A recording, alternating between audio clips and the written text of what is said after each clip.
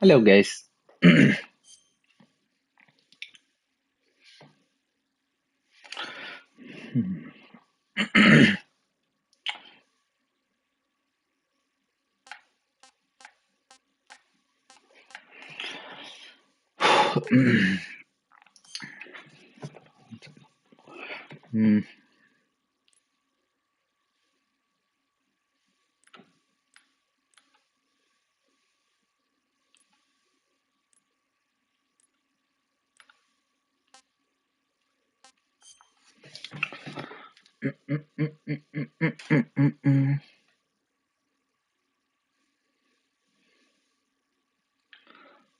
Hello.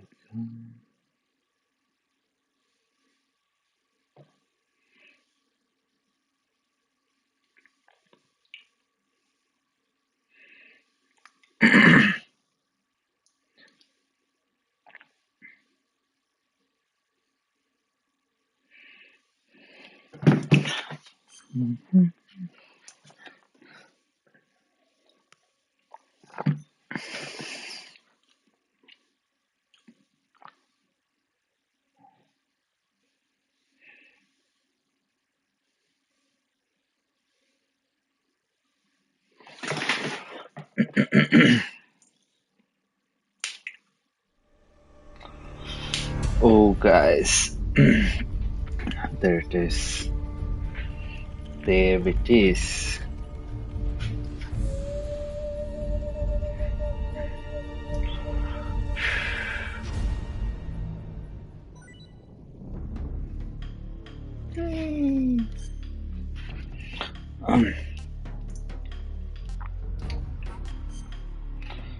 Mm,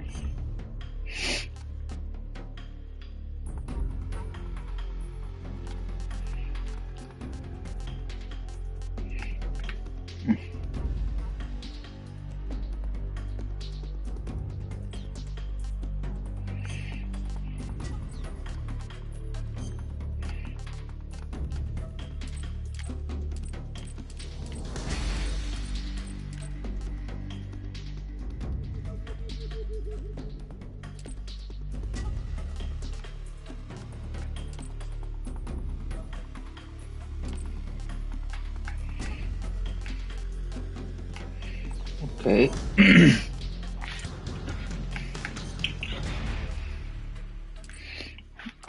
Sorry, guys. The martial bar.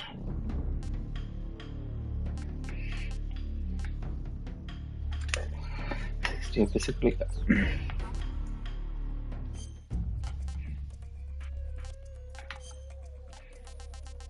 Oh.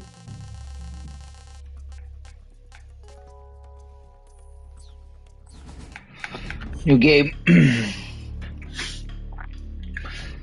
Oof. Oof. Oof.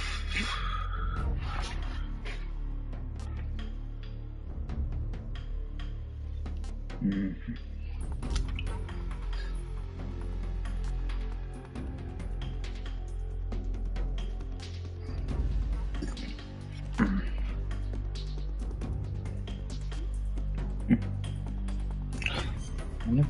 Fire കളിച്ചിട്ടുണ്ട്.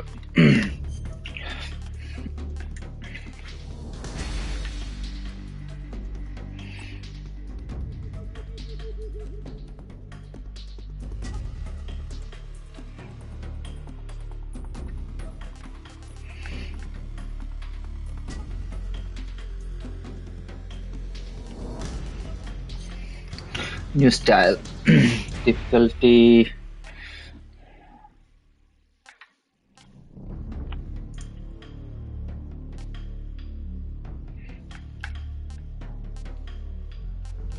Normal.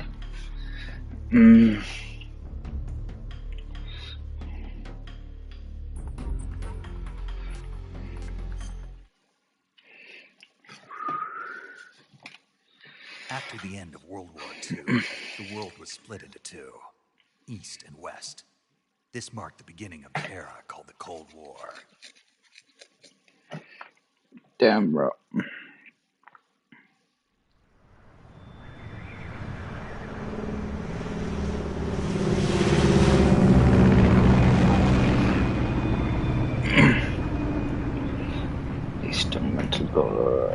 Solid 3.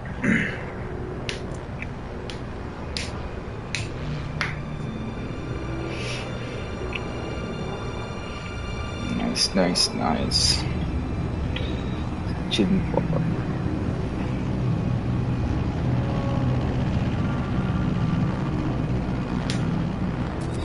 Fox. Flying over Pakistan, altitude 30,000 feet.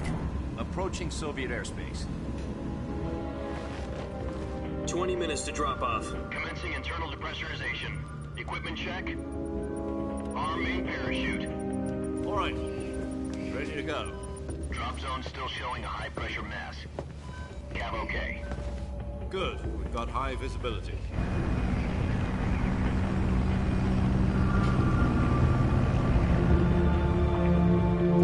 Damn, bro. Boss. Put out that cigar. Connecting oxygen hose to interior connector. Put on your mask.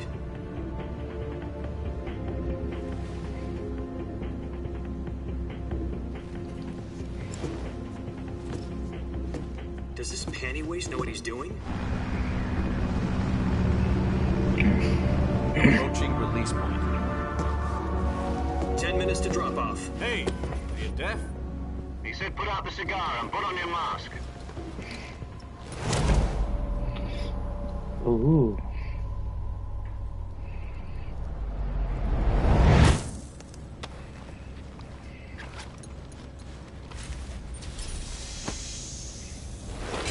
Depressurization complete. Checking oxygen supply. 6 minutes to drop off. Opening rear hatch.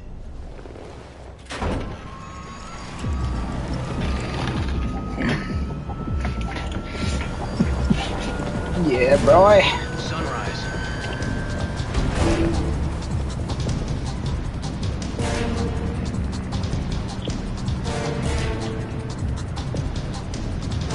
External temperature minus 46 degrees Celsius. 2 minutes to drop off. Stand up. You'll be falling at 130 miles per hour. Try not to get frostbite from the wind chill. 1 minute to drop off. Move to the rear. Activate bailout bottle. This is one for the history books. The world's first halo jump. 10 seconds to drop off. Stand by. Status okay. All green. Prepare for drop off. Countdown. 5, 4, 3, 2, 1. Spread your wings And fly. God be with you.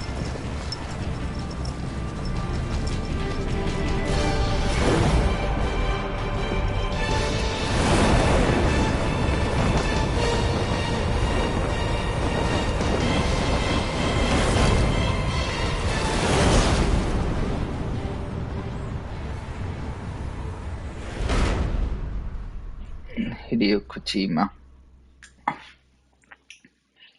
Jack, I've got some important news. The head of the CIA has finally given us the green light for the virtuous mission.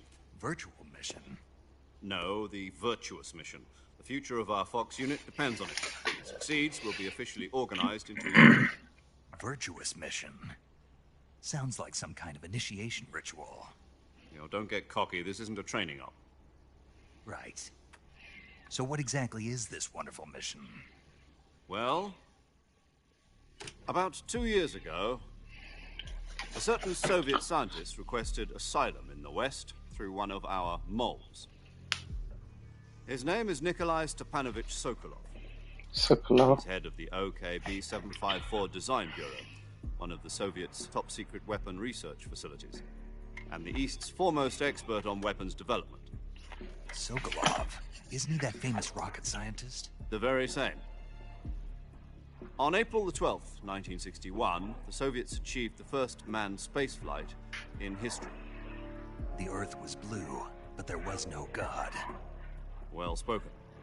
The rocket that carried Yuri Gagarin to orbit was the A-1, known as the Vostok rocket.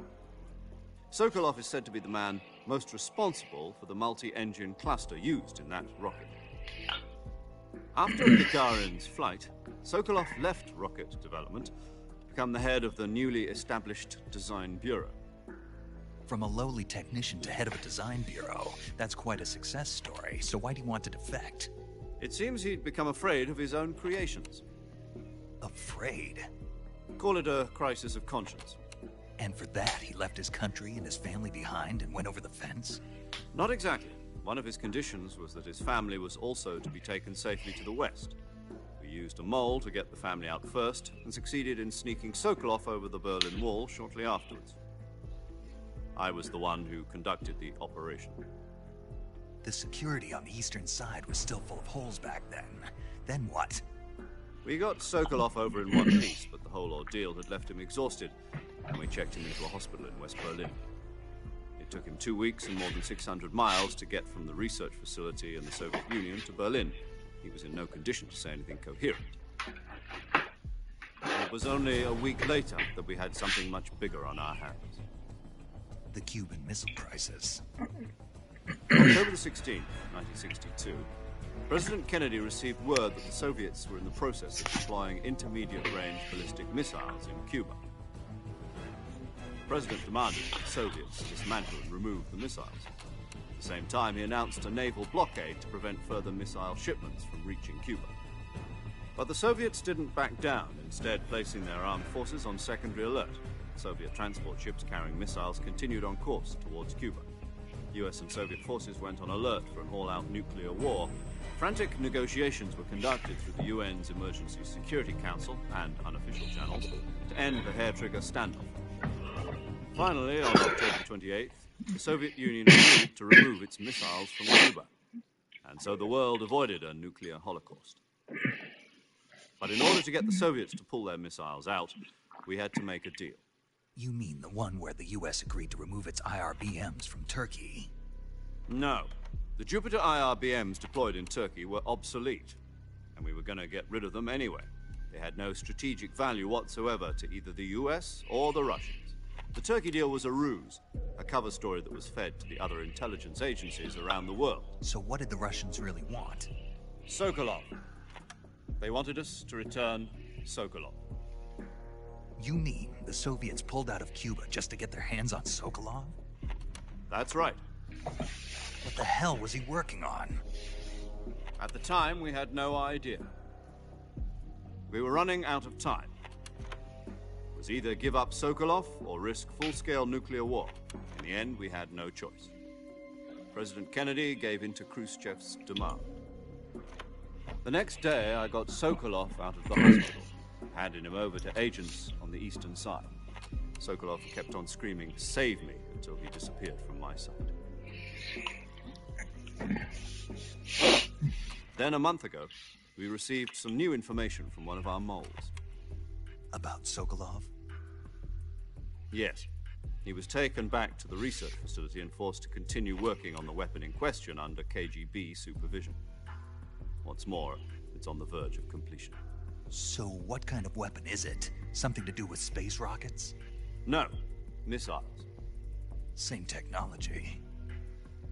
I guess you're right. We don't know the details, but it appears to be a new kind of nuclear device.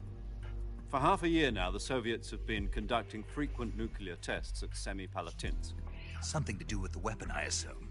We're talking about a secret weapon so big that Khrushchev was ready to pull out of Cuba to get it back. Is Sokolov still in the facility? No. According to our intelligence, he's in Selinoyarsk, a place in the mountains about 3 miles to the west that's known as the Virgin Cliffs. The Virgin Cliffs. Nice name for a virtuous mission. They moved him there just recently. Why? Apparently, they're conducting a field test of the weapon, but it's our best chance to get him back. This mission would never have been possible if he was still in the research facility. This is our last chance. Sokolov must have known that too when he contacted us.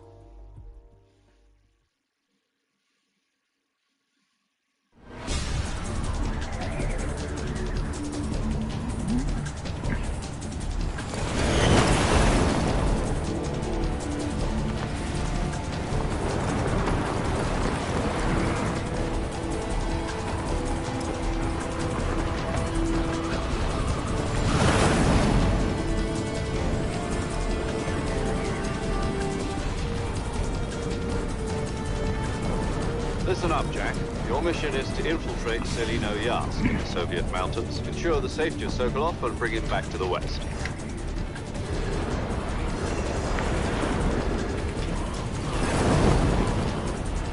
If we don't get Sokolov back before that weapon is complete, we'll be facing a major crisis. The clock is ticking.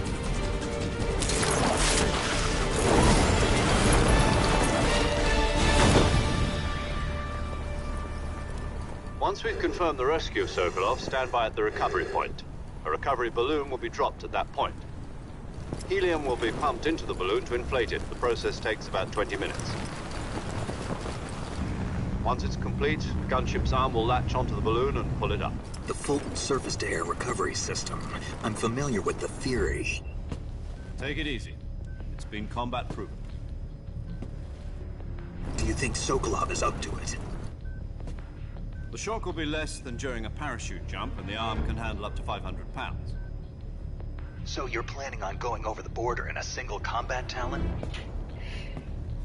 She's equipped with two 6-barrel 20mm Vulcan cannons, as well as two 40mm machine guns. Sounds like she could hold her own against a battalion of tanks. Even with the fuel in the reserve tank, we're facing a 4-hour time limit. If all goes well, it shouldn't take more than a few hours. Home in time for dinner.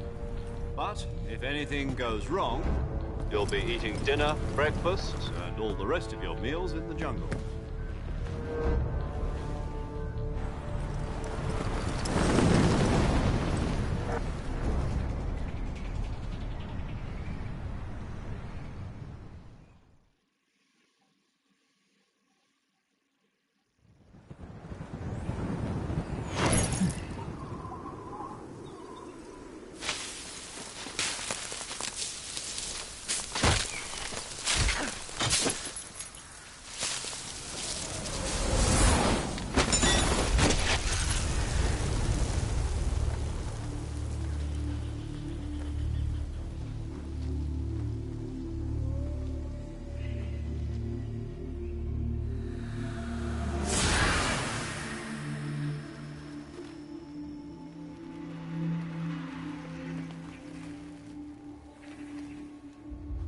Damn, bro.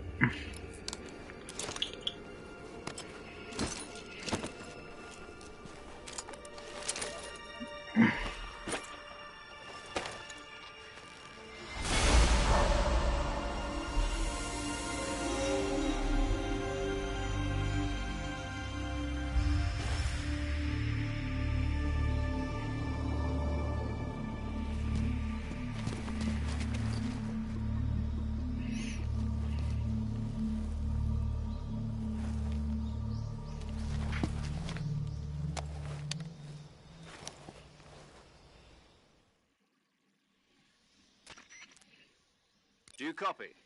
You're already in enemy territory, and somebody might be listening in. From here on out, we'll be using code names to refer to each other.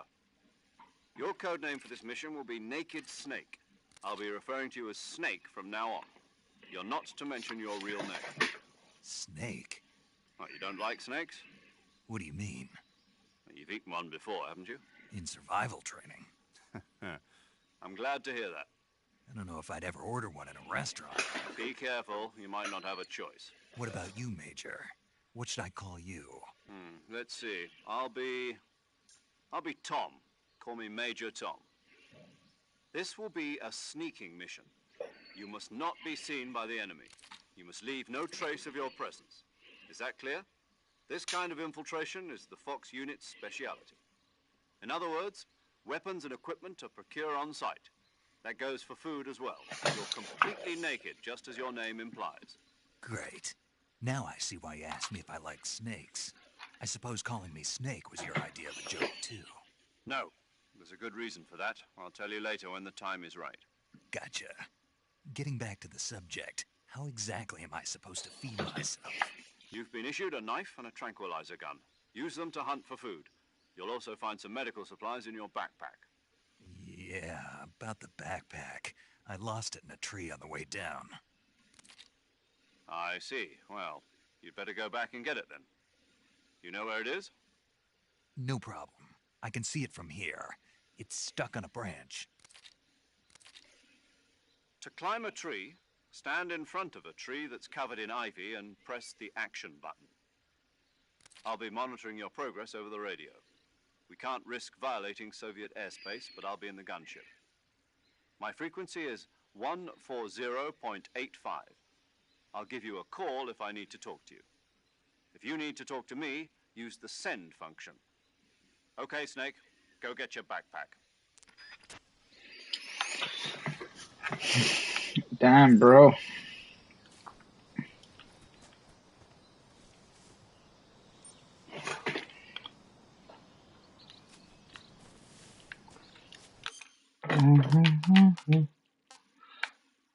Options. Okay.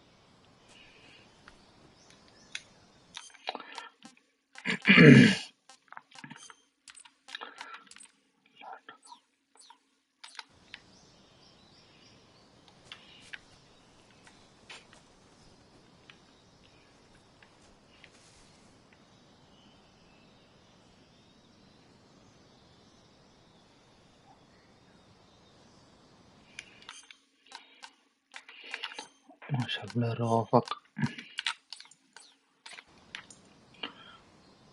Yeah, more like it.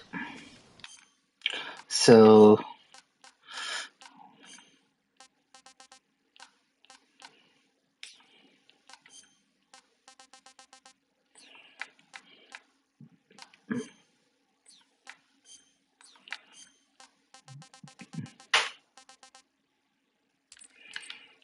equal the camera shake on the bed. Bag.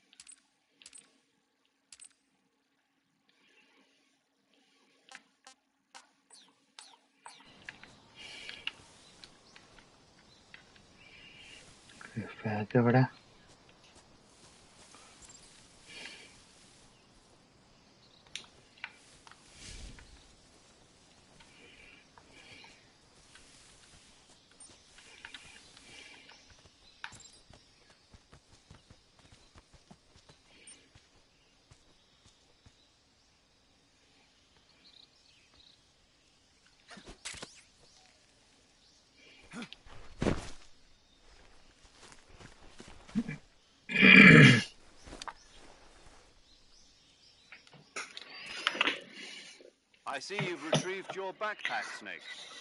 To equip a weapon, it's necessary to take it out of your backpack. In the survival viewer, choose Weapon from the backpack. Your available weapons will be displayed in a list on the screen. From that list, choose the weapon you want to equip and press the Enter button. For other equipped items, just do the same thing from Item. Got it. Use the survival viewer backpack. Yep, that's right. Survival is fundamental to this mission. After you've been out in the field for a while, your stamina will start to drop. If your stamina gets too low, it'll affect your performance. You won't be able to shoot accurately, for example, and your wounds won't heal as smoothly. Keep an eye on your stamina so you don't run out. To recover lost stamina, you can hunt for local flora and fauna. You can use either your tranquilizer gun or your knife to hunt. My only weapon is a Mark 22 Hush Puppy tranquilizer gun?